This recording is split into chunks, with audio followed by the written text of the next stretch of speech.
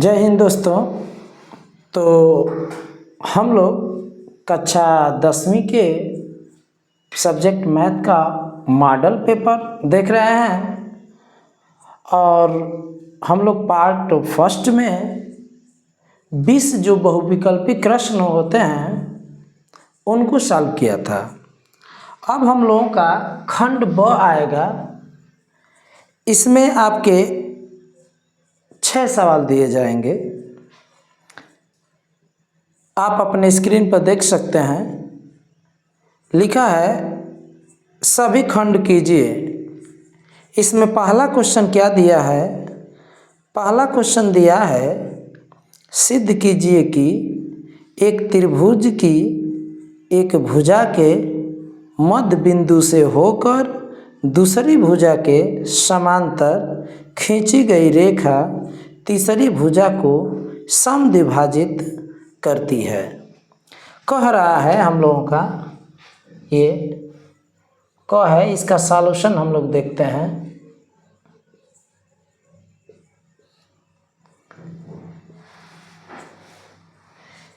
कह रहा है कि एक त्रिभुज की एक भुजा के मध्य बिंदु को, जैसे ये मान लीजिए ये हम लोगों का त्रिभुज है ABC, इसके एक भुजा के मध्य बिंदु से, ये मान लेते हैं ये भुजा का मध्य बिंदु है बिंदु D, ठीक है। एक भुजा के मध्य बिंदु से दूसरी भुजा के समांतर, ये समांतर है, दूसरी भुजा के समांतर है, तो हमको सिद्ध करना है कि यह तीसरी भुजा को भी क्या करती है? समद्विभाजित करता है। यानी आपको दिया क्या है? दिया है कि D जो है AB का मध्य बिंदु है। D AB का मध्य बिंदु है, मध्य बिंदु है।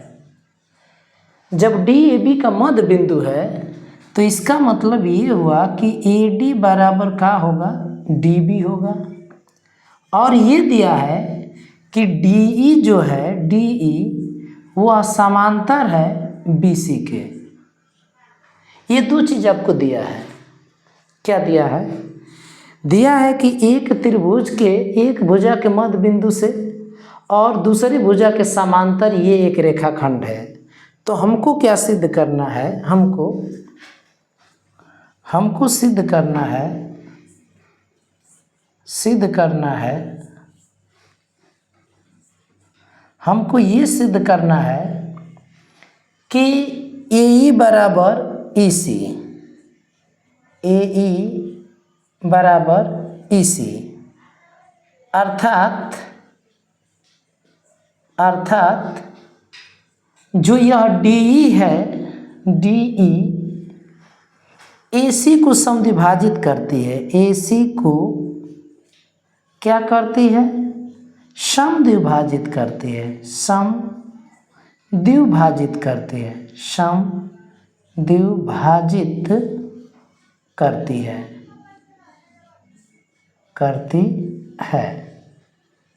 ये हमको सिद्ध करना है। तो चलिए हम लोग थेल्स प्रमेय लगाते हैं। हमको ये दिया है AD बराबर DB, ये हमको दिया हुआ है, ठीक है। ये हमको क्या हुआ है? यहाँ पर दिया हुआ है। अब हम लोग क्या करते हैं? इसमें थेल्स प्रमेय लगाते हैं।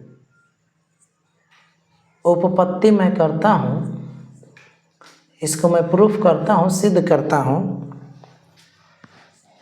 देखिए हमको दिया हुआ है का कि AD बराबर DB, AD बराबर DB, ये क्या है? दिया है। इसको आप इक्वेशन फर्स्ट मान लीजिए, ये आपको दिया है। अब थेल्स प्रमेय हम लोग लगाते हैं। थेल्स प्रमेय ये कहता है कि त्रिभुज में किसी भुजा के समांतर यदि कोई रेखाखंड खींचा जाता है तो वह दोनों भुजाओं को एक ही अनुपात में विभाजित करता है, ठीक है। यानी कि ये हो जाएगा AD त्रिभुज ABC में DE समांतर है BC के। इस त्रिभुज ABC में जो DE है वह BC के समांतर है। जब समांतर है तो यह जो रेखाखंड है त्रिभुज की शेष भुजाओं को एक ही अनुपात में विभाजित करेगा। इसका मतलब ये हुआ कि AD बटा में DB बराबर AE और बटा में EC। अब देखिए AD की जगह पर मैं DB लिख सकता हूँ, DB बटा में DB, AE बटा में EC। ये मैं DB कहाँ से लिखा? समीकरण 1 से। देखिए ये कट कर 1 हो जाएगा, EC का 1 में गुणा करेंगे EC और AE का 1 में गुणा करेंगे AE। ये क्या आया है? EC बराबर AE, AE बराबर EC। इसका मतलब ये हुआ कि E जो है AC का मध्य बिंदु है, अतः E AC का मध्य बिंदु है, मध्य बिंदु है। और हमसे भी यही कह रहा है कि जो DE है वह तीसरी भुजा के समद्विभाजित करती है या मध्य बिंदु से जाती है, अर्थात DE AC के मध्य बिंदु से जाती है। और यही हमको क्या करना था? प्रूफ करना था। तो आप चाहेंगे तो इसका स्क्रीनशॉट आप ले सकते हैं। अब हम लोगों का इसमें अगला सवाल क्या था? अगला सवाल था कि द्विघात समीकरण ज्ञात कीजिए जिसके मूल 3 और 1/3 है। आप स्क्रीन पर देख सकते हैं, आपका जो ख क्वेश्चन दिया गया है, पहले का ख क्वेश्चन दिया गया है, वो क्या दिया गया है कि हमको द्विघात समीकरण ज्ञात करना है जिसका मूल 3 और 1/3 है। तो मान लेते हैं पहला मूल को 3 मान लेते हैं और दूसरा मूल को क्या मान लेते हैं? 1/3। हमको क्या ज्ञात करना है? हमको द्विघात समीकरण ज्ञात करना है। अतः द्विघात समीकरण, तो द्विघात समीकरण बराबर हम लोग क्या जानते हैं? द्विघात समीकरण बराबर हम लोग जानते हैं x² minus alpha plus beta into x plus alpha into beta और बराबर 0।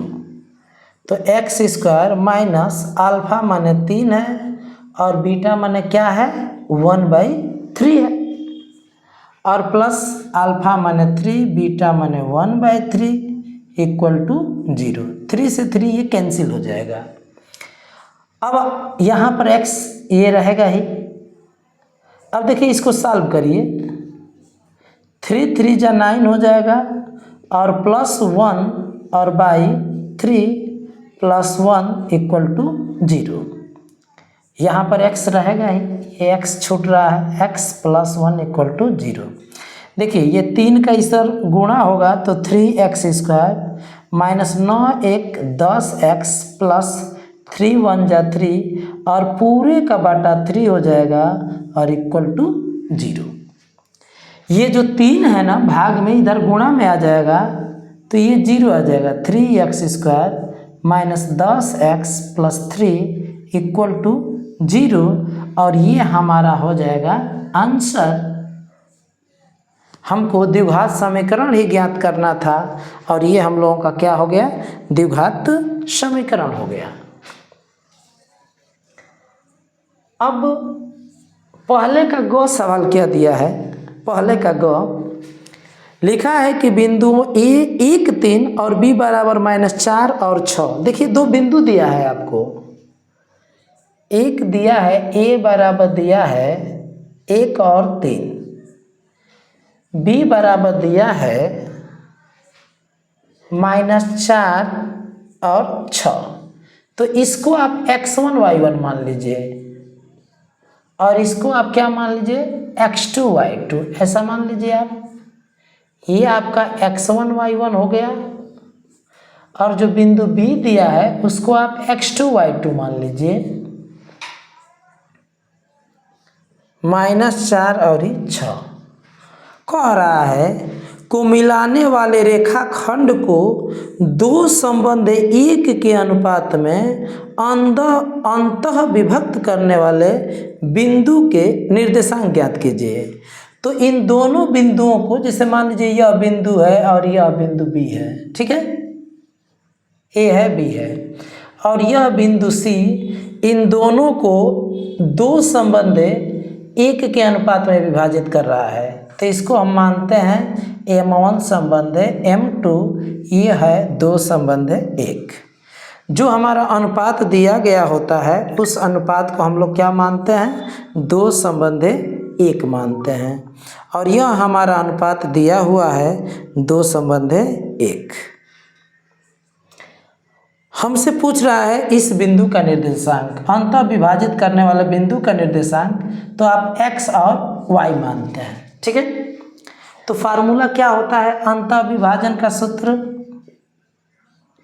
अंतः विभाजन के सूत्र से, अंतः विभाजन के सूत्र से क्या होता है अंतः विभाजन का सूत्र, x बराबर होता है m1 x2 plus m2 x1 बटा में m1 प्लस m2, और y बराबर क्या होता है m1 y2 plus m2 y1 बटा में m1 प्लस m2। ये हम लोगों का सूत्र होता है। सूत्र क्या है, x बराबर m1 x2 plus m2 x1 बटा में m1 प्लस m2। अब इसमें सारी वैल्यू रखिए, x m1 की वैल्यू ये है 2 और x2 की वैल्यू देखिए -4 प्लस m2 की वैल्यू 1, x1 की वैल्यू 2 बटा में m1 प्लस m2 2 प्लस 1। इधर देखिए आप m1 की वैल्यू 2, y2 की वैल्यू 6 प्लस m2 की वैल्यू ये देखिए 1 प्लस y1 की वैल्यू 3 और बटा में m1 प्लस m2 यानी 2 और प्लस 1। देखिए ये 4 दूना के 8 हो जाएगा, -8 प्लस 2 एकम कितना हो जाएगा 2 और बटे में 3। ये 6 दूना के 12 हो जाएगा और 3 एकम 3 और बटा में 2 1 3। इधर क्या हो जाएगा 8 में से 2 जाएगा, ये 6 हो जाएगा, ठीक है, -6 और बटा में क्या होगा 3। अब इधर देख लीजिए क्या आ रहा है, इधर होगा 12 3 15 और बटा में 3। अब इसको सॉल्व किया जाए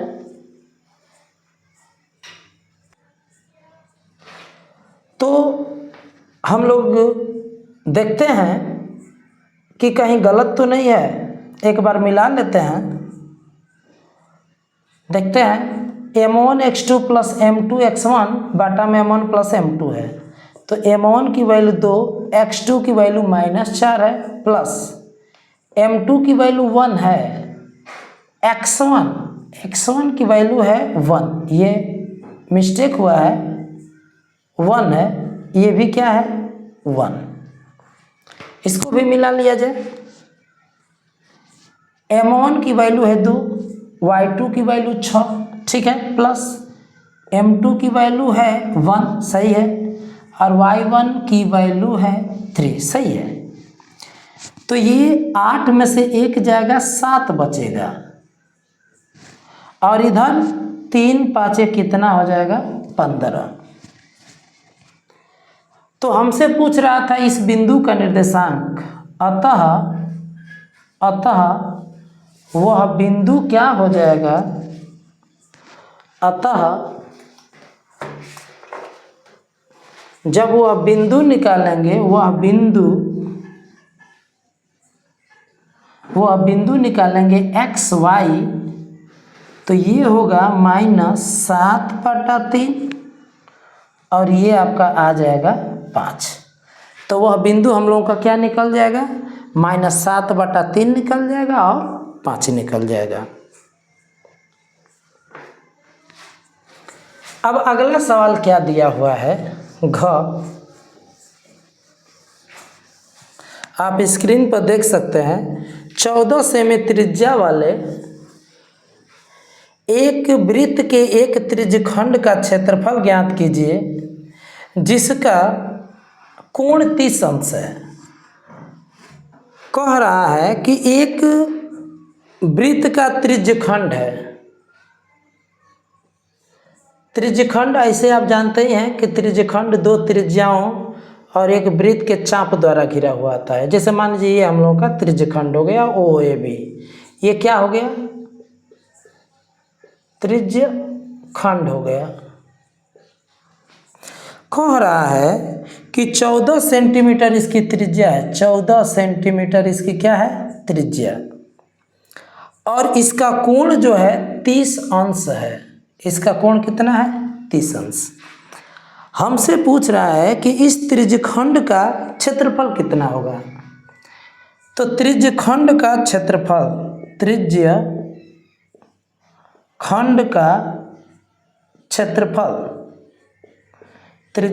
का क्षेत्रफल क्या होता है, त्रिज्यखंड का क्षेत्रफल क्या होता है, θ/360 πr²। तो थीटा माने 30/360, पाई का मान 22/7 और आर का मतलब 14 है, तो स्क्वायर है तो 14 × 14। अब ये कितना होगा, ये खत्म, 3 से कटाएंगे तो 12 बार में कटेगा और ये 7 दूना के 14 हो जाएगा और 2 छके 12 हो जाएगा। फिर कटाएंगे तो 2 3 6 हो जाएगा और ये कटाएंगे 2 7 14।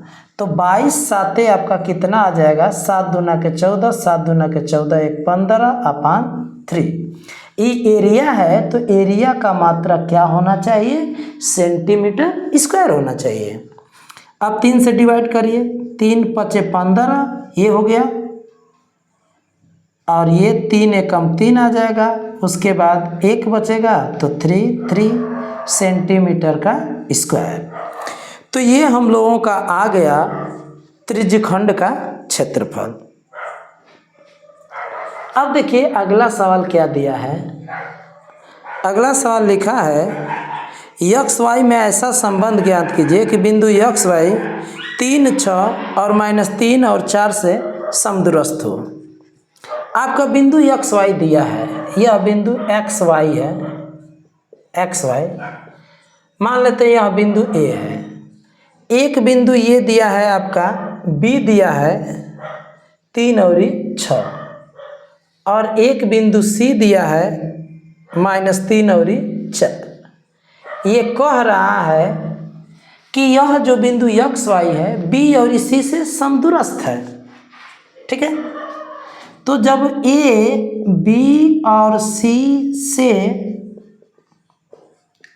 समदूरस्थ है, अतः क्या होगा, अतः AB बराबर क्या होगा, AC होगा। AB बराबर क्या हो जाएगा, AC। तो AB का मतलब 2 बिंदुओं के बीच की दूरी √ क्या हो जाएगा, x1 - x2 यानी x - 3 का स्क्वायर प्लस y - 6 का स्क्वायर। उसी तरह से बराबर हो जाएगा ये AC। तो इधर भी 2 बिंदुओं के बीच की दूरी का सूत्र लगाइए। तो 2 बिंदुओं के बीच की दूरी का सूत्र होता है x1 - x2 यानी x - -3 का स्क्वायर प्लस y माइनस 4 का स्क्वायर।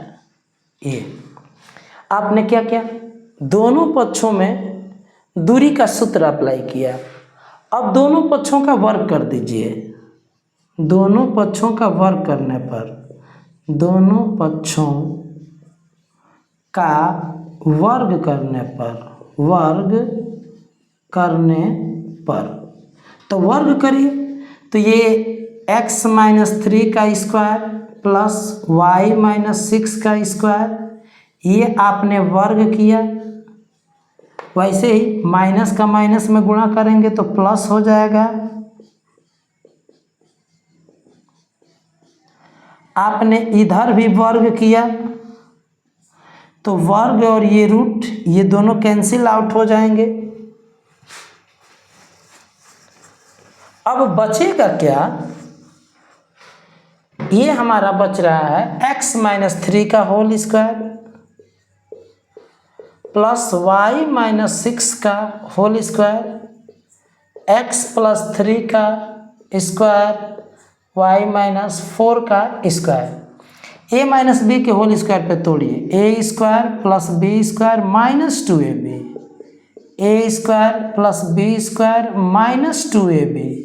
इसको तोड़िए, a square plus B square plus 2ab। इसको तोड़िए, a square plus B square minus 2ab। देखिए x स्क्वायर y स्क्वायर ये खत्म हो जाएगा, ठीक है। अब इधर भी 9 है, इधर भी 9 खत्म हो जाएगा।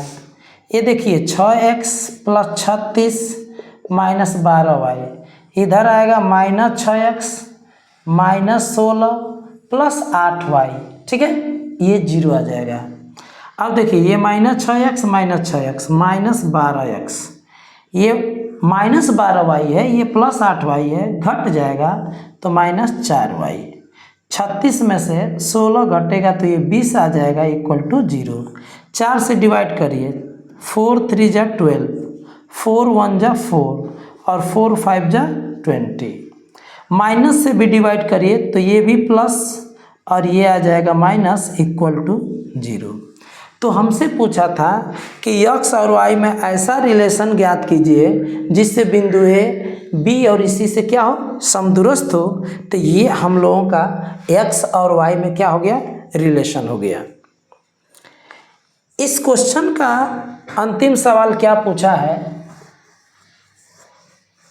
इस क्वेश्चन का अंतिम सवाल क्या है,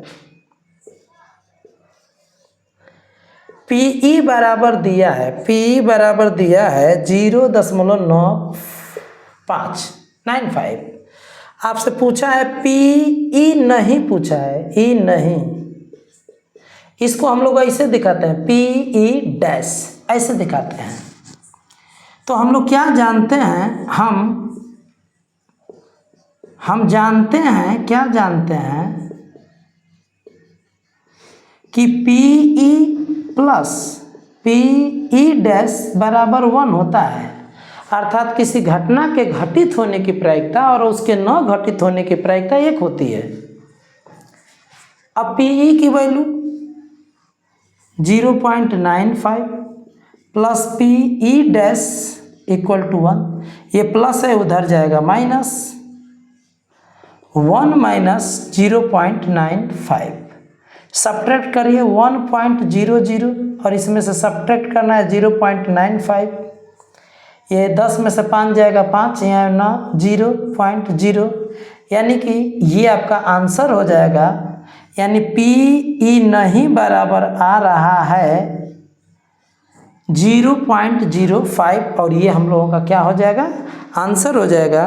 तो ये जो क्वेश्चन नंबर 1 थे जिसमें 6 सवाल दिए गए थे, उन लोगों को हम लोगों ने हल किया।